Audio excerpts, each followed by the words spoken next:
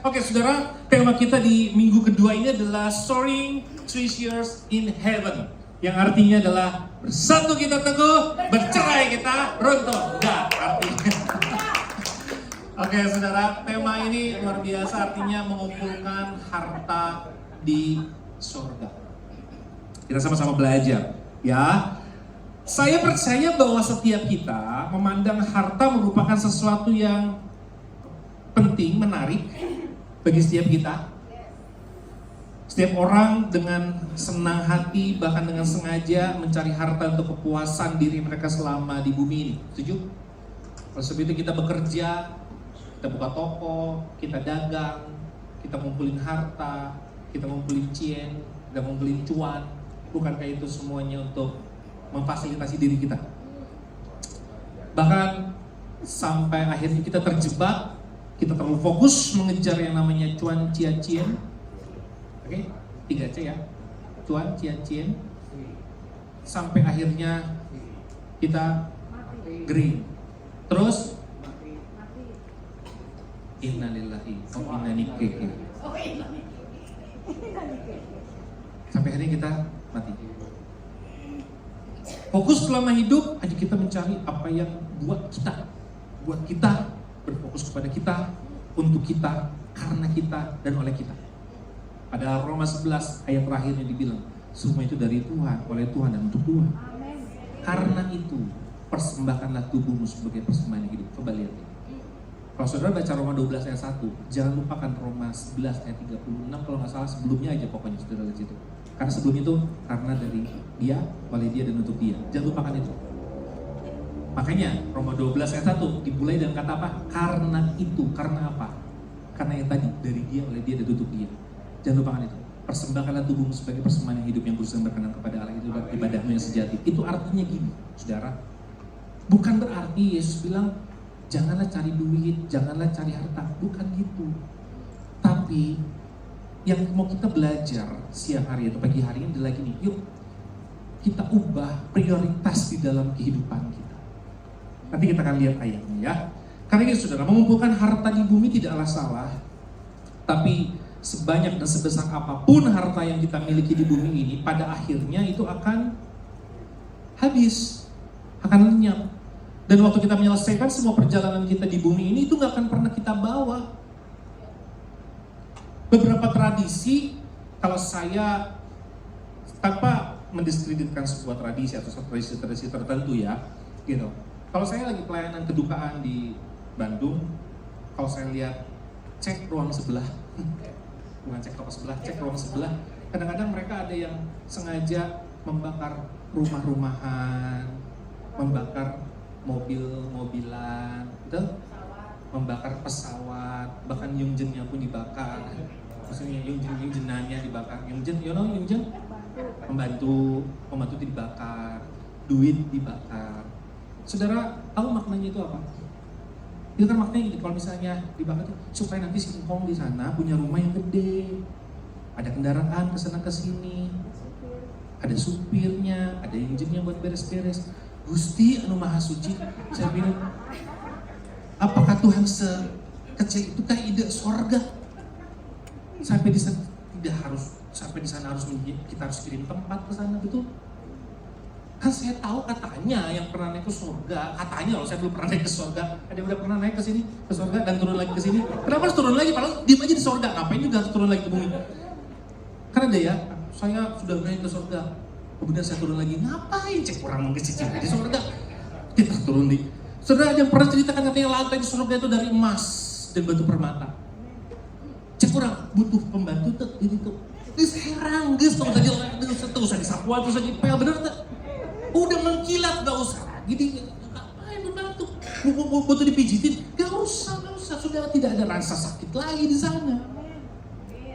Bahkan Yesus sendiri bilang, aku pergi ke rumah Bapakku untuk menyediakan apa? Tempat bagimu. Itu artinya, lu saya capek-capek lagi bangun rumah dan terus kita bakar kirimkan itu. Saya juga heran, kan udah dibakar, kan gimana? Kan jadi debunya. Di sana jadi apa? Jadi rumah gitu kan jadi debu di sana. Sok nggak habis pikir saya. Ya, tahir bahasa Ibrani gitu. Tapi saya mau saya mau bilang kepada saudara gini, bukan berarti harta itu nggak penting. Bukan berarti semua di sini oke, karena hari Minggu ini kita sudah mendengar dari kata Bapak Pendeta yang khotbahnya, gak usah cari harta, geus isukan toko tutup KB. Jangan gitu saudara. Saya jangan sampai dipersalahkan. Tapi mari jadikan semua yang kita miliki itu untuk menolong kita menjalani hidup kita.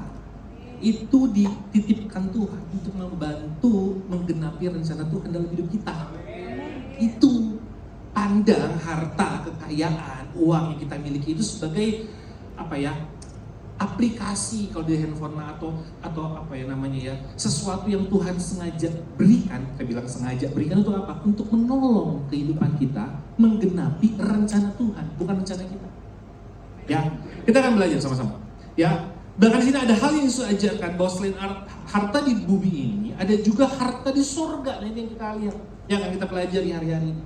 Ya, harta inilah yang seharusnya orang percaya kumpulkan semasa hidupnya. Nah, kalau saya sekarang bicara tentang harta di bumi dan harta di surga, bukan berbicara tentang seberapa banyak harta di bumi dan seberapa banyak harta di surga. Ya.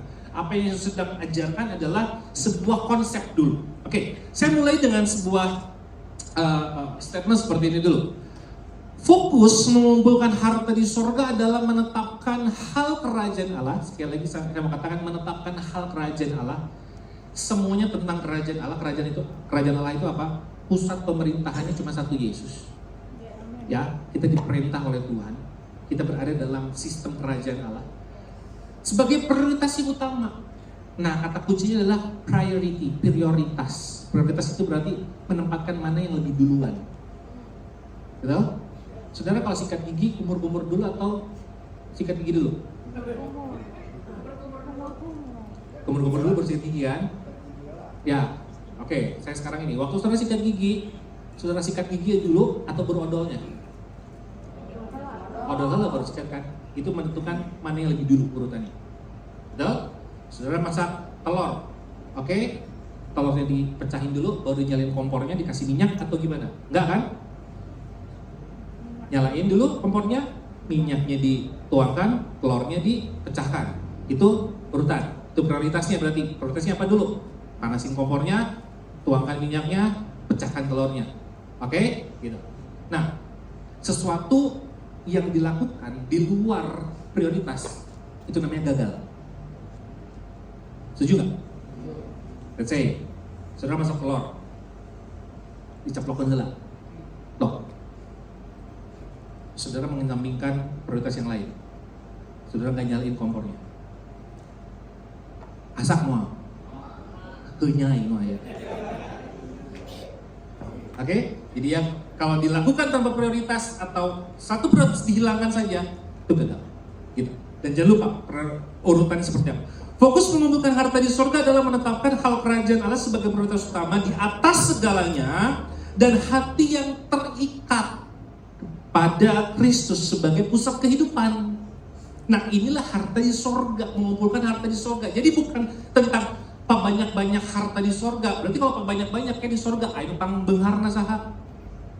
Siapa yang paling banyak? Bukan tentang jumlah, bukan tentang kuantitas, tapi berbicara tentang the quality of life in Christ. Bahasanya keren banget. Bagaimana kualitas kehidupan di dalam Kristus. Itulah sebenarnya harta yang kita miliki nanti di surga.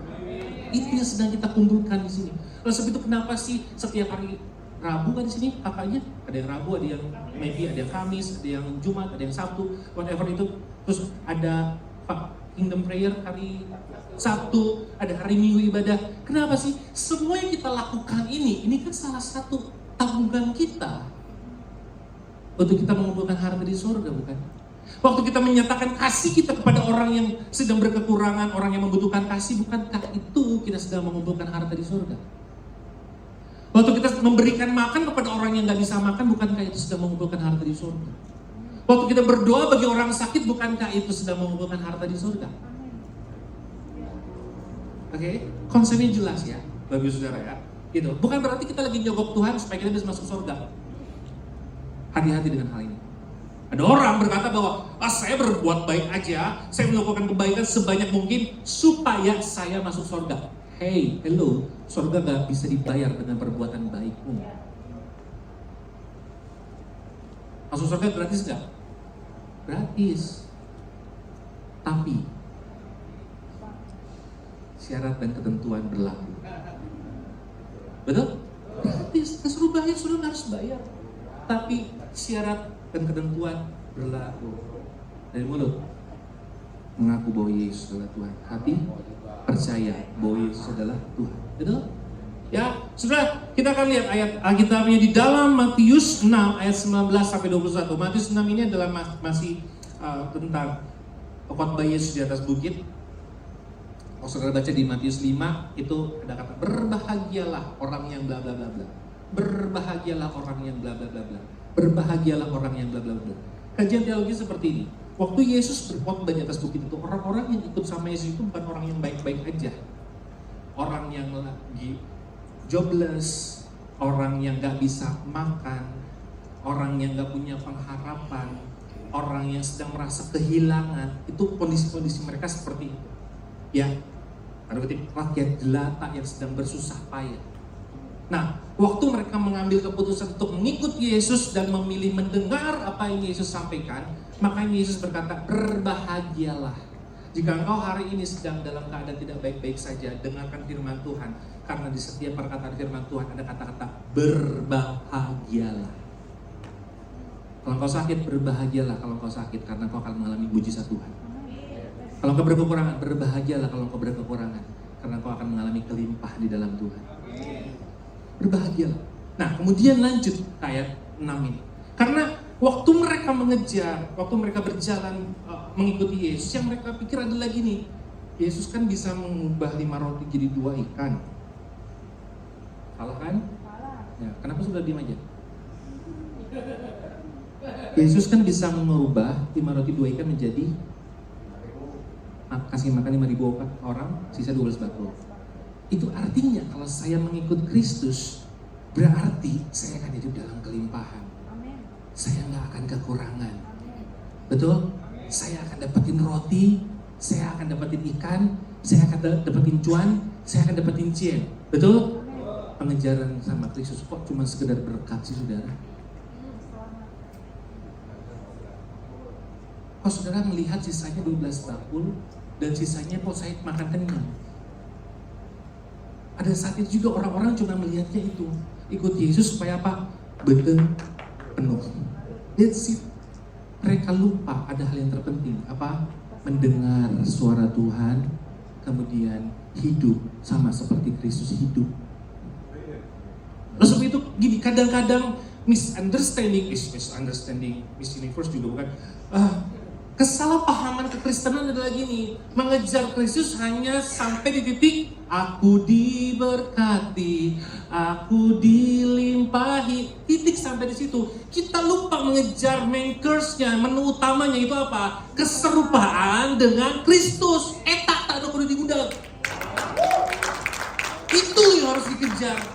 Kalau saudara cuma mengejar berkatnya, ingat, waktu Yesus dicobai juga, iblis bisa nawarin berkat buat Yesus. Itu artinya waktu kau, saya mau ngomong takut salah nih. Ini ya, tolong perhatikan baik-baik. Kalaupun gini, engkau tidak menyembah Yesus, kau bisa jadi orang kaya. Kalau hanya mencari berkat. Tapi kalau kita mengiring Yesus, karena apa? Karena ku mau sepertimu Yesus, disempurnakan selalu. Itu pengejaran utama kita. Nah makanya Yesus bilang ini, kalau engkau mengejar aku akan ajari kamu. Salah satu yang Yesus sampaikan adalah gini, janganlah kamu mengumpulkan harta di bumi. Di bumi ngengat dan kerak merusakkannya, dan pencuri membongkar serta mencurinya. Betul ya, itu mah ya. Sebanyak harta apapun yang kita miliki di bumi ini bisa hilang, bisa hangus, bisa habis, bisa diambil orang. Tapi kata Yesus lanjut di ayat 20, tetapi kumpulkanlah bagimu harta di sorga. Investasikan hidupmu di dalamku, karena apa? Di sorga gak ada ngengat dan karat, tidak ada yang merusakkannya, dan pencuri tidak bisa membongkar dan mencurinya. Nah waktu Yesus berkata seperti ini, bahkan di ayat 21 dibilang ini, karena di mana hartamu berada, di situ juga hatimu berada. Apa apa yang kau cintai, itu juga yang menjadi hartamu. Yesus lagi mencoba merubah mindsetnya bukan tentang harta yang bisa digenggam, tapi ada harta yang tidak bisa digenggam. Bukan nomor rekening saudara, nomor rekening saudara juga tidak bisa digenggam ya, gitu. Bukan itu. Tapi yang Yesus ajarkan gini. Yuk ubah prioritas hidupmu dari yang tadinya mencari apa yang bisa hilang, ubah sekarang prioritas nomor satumu adalah mencari apa yang tidak bisa hilang dan tidak bisa rusak, yang tersimpan di surga. Makanya Matius 6, saudara baca Matius 6 ayat 33, apa isinya? Ayat hafalan banget itulah. Saya anjur mah, saya percaya hafal banget itu kan? Hafal kan? Matius 6 ayat 33, apa?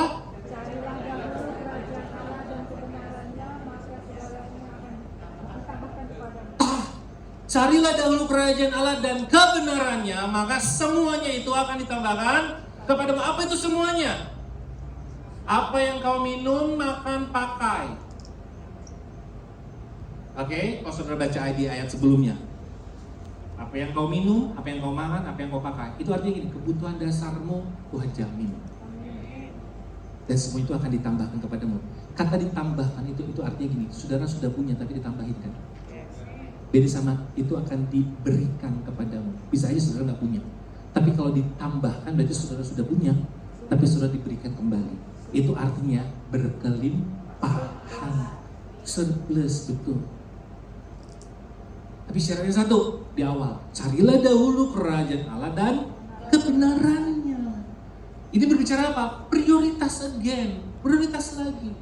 Ya makanya ini sedang berbicara prioritas. Sebab itu dari ayat ini 4 hal yang bisa kita coba pelajari. Yang pertama gini, bahwa ayat ini sedang berkata bahwa apa yang ada di bumi ini semuanya sementara dan akan habis atau hilang. Setuju, saya percaya dengan hal ini ya. Dan seperti ini. Yang kedua, apa yang tersimpan di surga itu akan kekal dan tidak akan rusak. Iman saudara, pengharapan saudara, kasih saudara, ya. Kemudian juga apa yang saudara sudah lakukan, pelayanan saudara, ya, itu akan kekal, tidak akan rusak. Apa yang paling Anda cintai itu adalah harta yang paling berharga, setuju? Karena di mana hartamu berada, di situ juga hatimu berada. Cok pun ayah nanya, imah kaduru, kan mulai gelisah kan? Apinya di sana, panasnya di sini. Atau mungkin bebekmu lagi jalan sama yang lain. Lagi, ya kan? Tuhan tolong mereka. Sembuhkan hati mereka Tuhan. Yang batuk itu Tuhan tolong. Tuhan kirimkan pengganti yang terbaik. Aduh. Kapan kita ngobrol sama anak KJC di sini ya? Kita ngomongin dari hati ke hati lah ya. Yang ketiga, ayat keempat ada lagi nih, menetapkan prioritas dalam hidup. Jadi ini artinya, ini makna dari ayat tadi. Matius 6 ayat 19 sampai 21. Nah, kita akan coba kupas satu persatu poin-poinnya. Ya, saudara, harta di surga merupakan hasil dari iman, ketaatan, kasih, melayani, dan hidup yang benar sesuai dengan kehendak Allah. Seorang filsuf bernama Thomas Aquinas mengatakan seperti ini keren banget. Waktu saya menemukan statement ini keren banget. Harta di surga itu, sekali lagi ini bukan tentang kuantitas, bukan tentang jumlahnya, berapa banyak hartanya. Tapi ini, harta di surga adalah ganjaran rohani dari perbuatan baik yang dilakukan dalam iman dan kasih. Tahu saudara namanya ganjaran, bukan ganjelan. Ganjaran itu apa? Kalau saudara makan, ganjarannya apa? Sudah kenyang. Kalau saudara nahan lapar, ganjarannya apa? Ya lapar, kosong perutnya. Itu ganjaran, akibatnya. Betul? Nah, harta di surga adalah ganjaran rohani dari perbuatan baik yang dilakukan dalam iman dan kasih. Waktu engkau melakukan segala sesuatu dengan iman yang tertuju kepada Kristus, engkau melakukan segala sesuatu dengan dasar kasih Kristus, maka saya mengatakan selamat, Anda mendapatkan ganjaran yang namanya harta di surga. Itu makanya jernih lelahmu tidak akan pernah sia-sia. Perbuatan baik kita kepada orang lain tidak akan pernah sia-sia. Waktu engkau berbuat baik kepada orang lain dan orang lain tidak membalas perbuatan baikmu, it's okay, gak apa-apa. Karena apa? Engkau sudah menerima upahnya di surga. Bahkan waktu engkau berdoa bagi orang yang mencoba mencelakakanmu, kau juga sedang mendapatkan upahnya di surga. Karena apa? Itu yang sedang kau berikan, itu yang sedang kau tabur di surga, itu tabungan yang kau sedang investasikan di surga. Harta di surga. Oleh sebab itu saudara, 4 hal yang saya sampaikan kepada saudara. Yang pertama gini, ayo mari sama-sama kita mengejar segala sesuatu hal yang bernilai. Nilai semakin tinggi, harganya pun semakin tinggi. Tapi harga yang tinggi belum tentu punya nilai yang tinggi.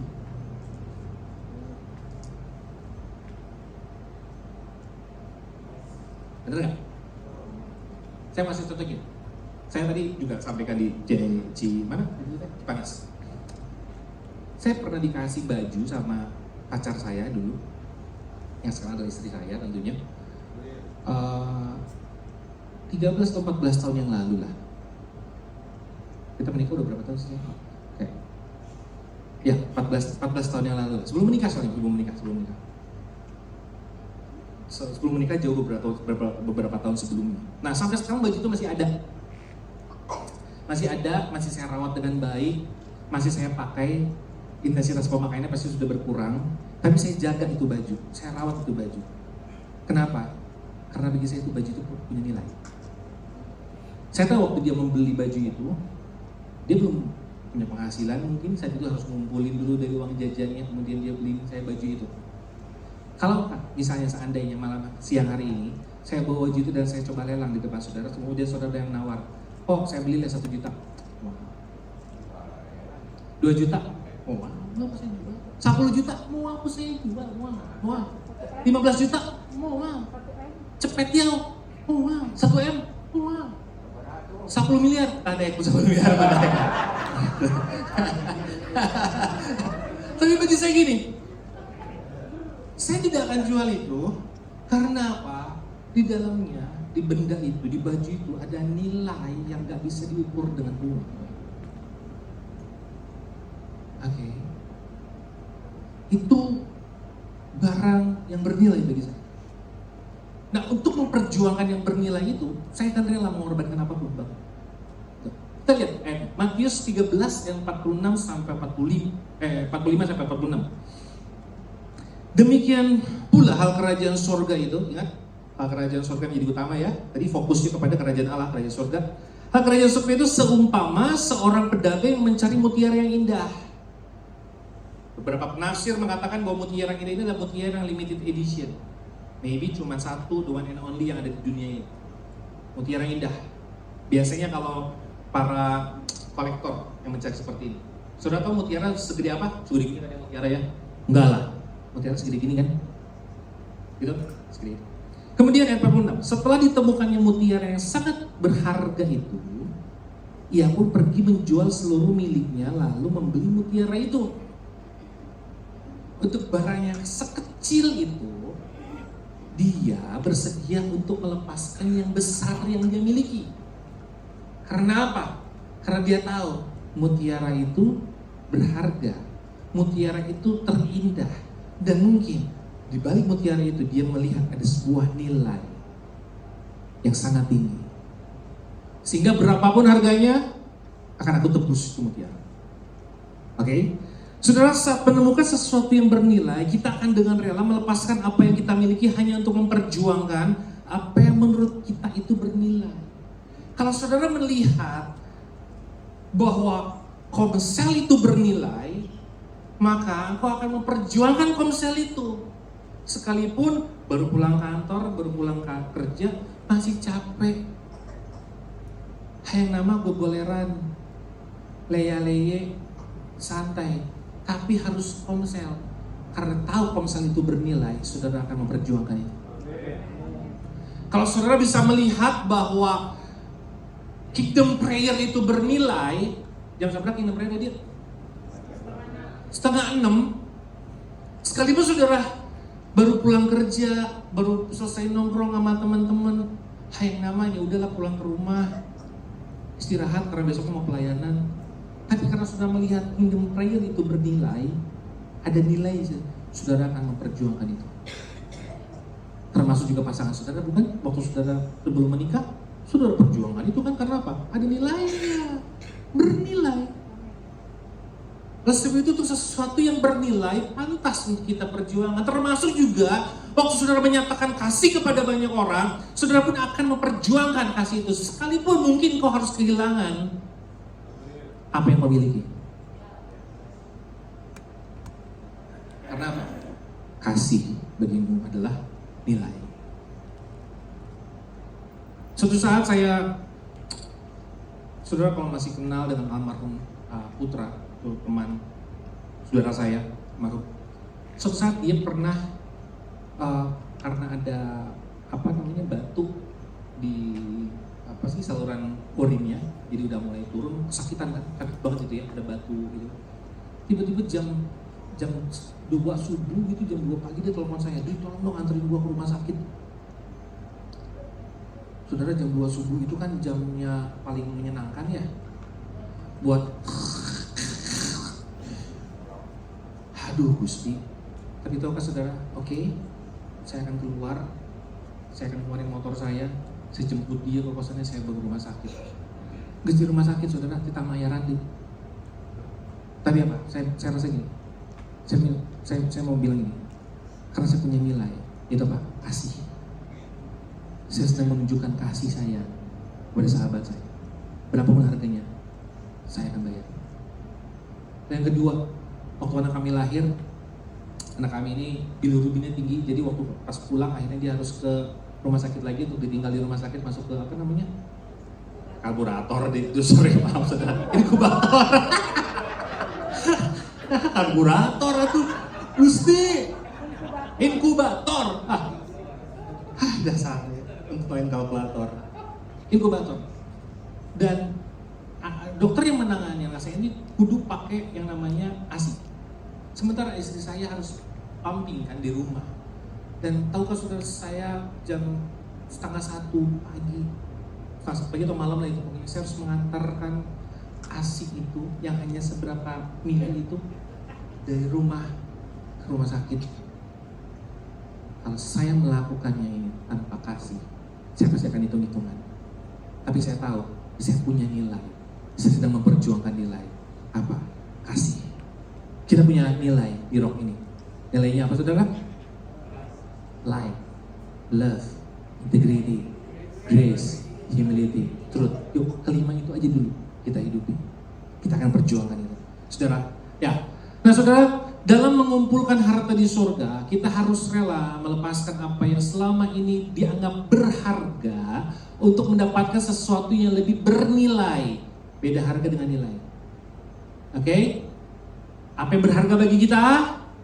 Kita akan berjuang untuk sesuatu yang bernilai. Kita tukar dari harga kepada nilai. Dari yang tadinya angka kepada sesuatu yang tidak berangka, tapi memiliki arti. Saudara, kalau saudara mengerti akan pengejaran akan nilai saudara akan at any cost, berapapun harganya saudara akan bayar. Oleh sebab itu nilai yang kekal itu apa sih harus kita miliki? Yang pertama adalah iman kepada Kristus. Yang kedua adalah kasih kepada sesama. Dan yang ketiga, jangan lupakan persekutuan kita di dalam Kristus. Karena firman Tuhan bilang 1 Korintus 15 ayat 58, jadi lelahmu dalam melayani Tuhan dan melayani sesama yang dilakukan dengan setia itu tidak pernah sia-sia. Engkau sudah mengumpulkan harta di sorga. Gitu. Saudara, kemudian hal yang kedua adalah ini. Yuk, mari kita fokus kepada yang namanya kekekalan. 2 Korintus 4 ayat 18, sebab kami tidak memperhatikan yang kelihatan, melainkan yang tak kelihatan. Karena yang kelihatan adalah sementara, sedangkan yang tak kelihatan adalah kekal. Dan dalam Kolose 3 ayat 1-2 dikatakan gini, karena itu kalau kamu dibangkitkan bersama dengan Kristus, carilah perkara yang di atas. Ya, di mana Kristus ada, duduk di sebelah kanan Allah. Pikirkanlah perkara yang di atas, bukan yang di bumi. Waktu fokus kita satu hanya memandang Kristus, maka kita nggak akan terdistract dengan apa yang ada di kanan dan kiri kita. Mungkin itu memberikan tawaran yang lebih menarik, tapi kita tahu bahwa waktu kita fokus kepada Kristus itu lebih menarik, itu lebih menguntungkan, itu lebih membuat kita hoki, itu lebih membuat kita diberkati. Sehingga waktu kita melihat, waktu kita berjalan fokus kepada Kristus, waktu ada orang yang mulai ngajak, mulai memberikan tawaran-tawaran yang rasanya kata dunia itu lebih baik, lebih indah, lebih cakep, saudara nggak akan tergerus dengan hal itu semua. Saudara tahu prinsip kacamata kuda? Kan prinsip kacamata kuda itu kan cuma ditutup kanan kirinya doang kan. Dan di hari pertama tidak ditutupnya. Udah ditutup dan nabrak udah. Tahu kenapa kayak gini? Supaya apa? Kuda itu fokus kepada ke depan. Dia nggak lihat di kanan, dia nggak lihat kiri. Kabar emang kuda nanya untuk pakai kacamata. Pas ayah awewe, nabrak kan? Karena dia fokus. Yang kedua, waktu kita fokus, ya saya pakai analogi kuda. Kuda itu kalau di delman itu kan dicangkolin di sininya ya, gitu kan? Kalau kata si kusirnya ditarik ke kanan, kemana budana? Ditarik ke kiri kemana? Kenapa? Dia cuma taunya di depan. Kuda taunya apa? Depan. Fokusnya ke depan. Waktu kita fokus sama Tuhan, waktu Tuhan arahkan kanan sih ya, kita fokusnya ke depan. Tapi sebenarnya kita sedang ke kanan. Karena apa? Kita mengikuti apa yang Tuhan arahkan. Sebab itu fokus ke depan, jangan pandang kanan dan jangan pandang kiri, gitu ya. Menjalani hidup yang fokus kepada kekekalan akan mengutamakan kehendak Allah daripada kehendak pribadi. Bersedia pikul salib dan sangkal diri.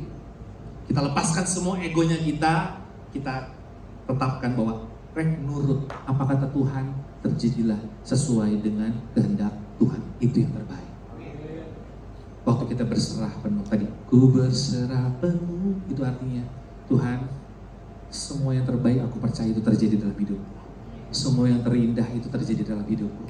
Semua yang termanis juga itu terjadi dalam hidupku. Dan aku berserah penuh pada Tuhan. Amin. Saudara, hal yang ketiga, 2 poin yang terakhir.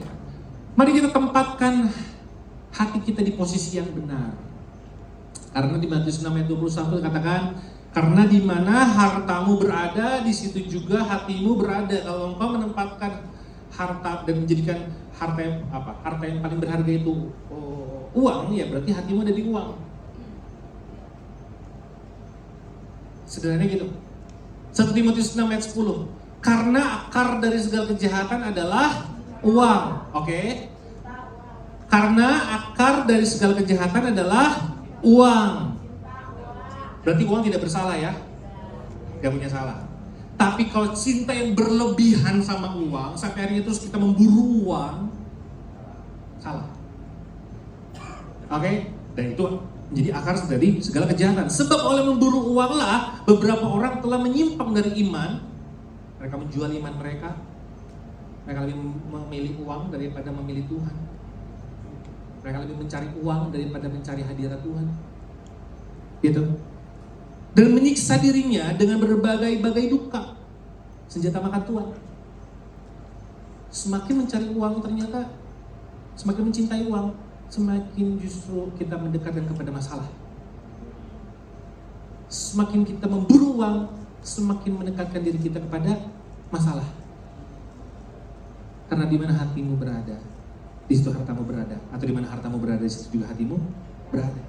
Tapi waktu engkau menetapkan bahwa harta yang terindah dalam hidupku bagi hidup hanya satu, pribadi Yesus.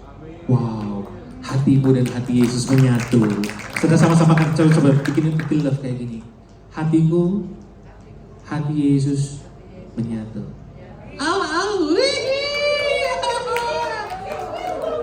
Kita sama Tuhan lope-lopean. Karena apa? Gak ada yang memisahkan hati kita. Waktu kita menjadikan Yesus sebagai harta kita satu-satunya. Saudara, menempatkan hati posisi yang benar. Saya mau kasih pertanyaan kepada saudara. Saudara jawab dalam hati saudara. Apa yang paling saudara kejar dalam hidup ini? Jika engkau mengejar harta duniawi, uang, pekerjaan, pangkat, posisi, berarti hatimu ada di situ. Tapi kalau yang kau kejar cuma satu pribadi, Yesus, hatimu melekat pada Yesus. Yang kedua, kemana saya memberikan waktu dan seluruh kehidupan saya? Jika waktumu habis dipakai untuk memenuhi keinginan dagingmu, jika waktumu atau sumber dayamu, seluruh hidupmu hanya habis dipakai untuk mencari harta secara dunia, uang, pekerjaan, karir, promosi, apapun itu, berarti hatimu juga ada di situ. Tapi waktu engkau memberikan seluruh hidupmu hanya kepada Yesus, hatimu juga ada di dalam Yesus. Hal yang terakhir, yang keempat, mari kita pergunakan harta kita itu untuk memuliakan Tuhan. Saudara, Amsal 3 ayat 9. Saudara kalau baca ayat ini jangan langsung diterjemahkan secara harfiah ya. Wah, ini persembahan buah sulung. Gitu. Kita lihat dulu, gali dulu. Dikatakan gini, Amsal 39. Muliakanlah Tuhan dengan hartamu dan dengan apa? Hasil pertama dari segala penghasilanmu. Ada yang menerjemahkan ini berarti, oh ini seban sulung. Oke. Tapi coba lihat di dalam terjemahan sederhana Indonesia. Pergunakanlah apapun yang engkau miliki untuk apa? Menghormati Tuhan. Dan persembahkanlah bagian terbaik dari segala penghasilanmu. Bukan hasil pertamamu kan? Kenapa dibilang hasil pertamamu? Biasanya kalau hasil pertama itu dari panen atau dari ternak, itu yang terbaik. Itu yang paling baik. Nah, kalau kita sudah menerima yang baik, yang terbaik dari Tuhan, jangan turunkan standar kita waktu kita memberikan yang terbaik bagi Tuhan. Ya dong, kalau Tuhan sudah kasih yang terbaik bagimu, masa kamu memberi sama Tuhan, menurunkan standar yang Tuhan sudah kasih bagi hidupmu? Kasih juga yang terbaik dong, karena Tuhan sudah memberi yang terbaik bagi Tuhan. Gitu ya. Tuhan memberkati kita bukan untuk memuaskan keinginan pribadi kita saja, melainkan untuk mencukupkan kebutuhan kita. Kan Allah bukan memenuhi kebutuhanmu, keperluanmu menurut kekayaan dan kemuliaan dalam Yesus Yesus, bukan? Itulah Tuhan memberkati kita. Bukan hanya untuk memuaskan keinginan kita, tapi untuk mencukupkan segala kebutuhan kita. Dan saudara, kalau kita diberkati Tuhan berkelimpahan, itu artinya gini, Tuhan sedang memberikan kita tanggung jawab. Karena apa yang kita miliki itu, apa yang kita terima dari Tuhan itu bukan milikku. Sama-sama katakan, bukan milikku. Kasih, betul? Boleh saya minta? Karena gini, apa yang Tuhan percayakan kepada kita, tugasnya kita atau posisinya kita bukan pemilik, tapi pengelola. Pengelola harta yang Tuhan titipkan untuk kita. Pernahkah saudara, waktu saudara menerima berkat dari Tuhan, dan saudara bertanya sama Tuhan, Tuhan, apakah di sini ada berkat tetanggaku sehingga Engkau titipkan kepadaku? Jangan-jangan di setiap berkat yang kita terima, sebenarnya Tuhan lagi titipin berkat untuk orang di sebelah kanan, kiri, depan, belakang kita, lewat hidup kita. Kan kita selalu bilang sama Tuhan, Tuhan jadikan aku saluran berkat-Mu, bukan? Kalau kita menjadi saluran berkat, itu artinya gini, Tuhan kan titipkan dulu berkat sama kita, untuk kemudian kita salurkan kepada orang di sekitar kita. Nah, waktu kita mencoba menyalurkan kepada orang di sekitar kita, itulah kita sedang memuliakan Tuhan. Karena apa? Kita menjadi rekan sekerjanya Tuhan untuk memberkati orang-orang di sekeliling kita. Oke, orang di sekeliling kita mungkin bisa berkata bahwa ya aku diberkati oleh si Pak ini, aku diberkati oleh si Ibu ini. Tapi pada dasarnya kan kamu tuh diberkati bukan sama aku, tapi sama Tuhan lewat aku. Kan gitu. Karena apa? Semuanya itu tentang Tuhan, semuanya itu dari Tuhan dan oleh Tuhan. Oke. Jadi setiap harta yang kita miliki, mari kita pakai semuanya untuk memuliakan Tuhan. Waktu saudara mensupport pekerjaan Tuhan di tempat ini, itu pun saudara pergunakan untuk memuliakan Tuhan. Waktu saudara kasih makan orang di sekelilingmu, orang yang gak bisa makan, itu pun sedang memuliakan Tuhan. Sehingga engkau menjadi pengelola yang bertanggung jawab. 4 hal yang saya sampaikan, pepuji-pepuji belum maju ke depan di siang hari ini. Storing treasures in heaven, mengumpulkan harta di sorga. Pertama, yuk mari kita kejar segala sesuatu hal yang bernilai. Ingat, yang nilai ini belum tentu ada wujudnya. Mari kita kejar sesuatu yang bernilai. Kedua, fokuslah pada kekekalan, fokus kepada kerajaan Allah. Ya, sehingga Paulus bilang, semuanya itu kuanggap sampah karena pengenalan Kristus. Keren banget. Waktu Paulus mengalami Kristus, mengalami perjumpaan dengan Kristus, semua prestasi yang dia miliki, semua apa yang dia miliki, Paulus cuma bilang, semuanya itu kuanggap sampah karena pengenalan akan Kristus. Yang ketiga, menempatkan hati di posisi yang benar. Yuk, tempatkan hati kita hanya satu, di dalam Kristus. Dan yang keempat, apa yang kita miliki, barangkah, waktukah, harta tidak hanya berbentuk uang, harta tidak hanya berbentuk benda yang kita miliki, harta juga bisa bentuknya waktu bagi kita. Harta juga bisa dalam bentuk kepercayaan, harta bisa dalam bentuk jabatan. Pakai semuanya itu untuk memuliakan Tuhan, sehingga lewat hidup saudara nama Tuhan dipermuliakan. Teduhkan kepala saudara, kita berdoa.